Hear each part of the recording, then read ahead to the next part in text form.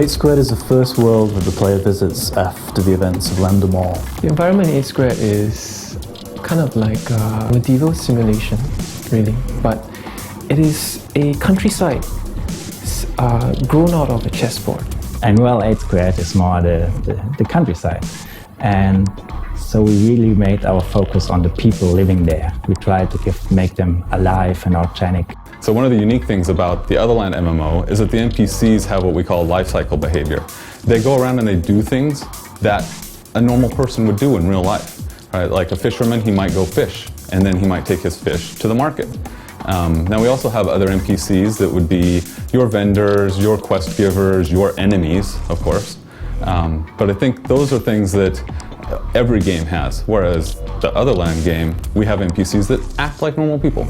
The cool thing about the lifecycle, our lifecycle AI in the Otherland MMO is that it gives the feeling of a more rich environment, a more real life environment that people are moving around. They have lives, they need to do their things. You know, the baker, he has to go to the store, he has to go to his shop. The fisherman, he goes to go fishing. And players can actually influence that by interacting with those NPCs. Only the player understands that this is really a chess simulation. To the inhabitants, they believe this is just their life, this is their daily life that's going on around them. There's no concept that they are part of anything larger or this simulation.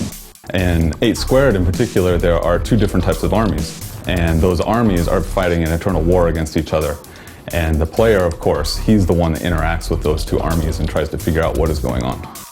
At first, they'll think that the red army is evil and the white army is pure and good, but things aren't always so crystal clear in our game. There are definite rules of warfare that both the red side and the white side always follow through, except now sometimes the red pieces are cheating.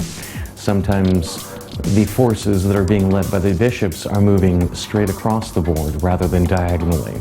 Or, if not the board, but just the actual countryside itself.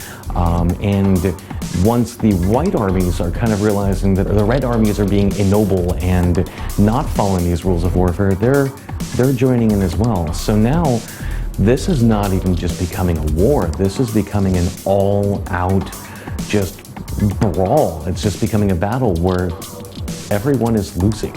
Something has gone wrong. Something has gone wrong with the very nature of the world itself.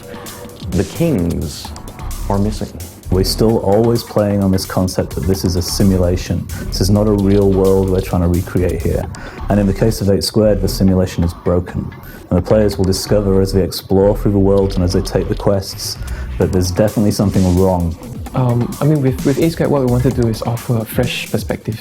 Just as Ted Williams had done in the novel, we were very inspired by the story. You know, what if this virtual reality that you're immersing yourself in started to kind of, you know, not function so well anymore, and then you start to see, like code, you know, binary code appearing on the surface of water. You start to see landforms de-resing into blockish cubes.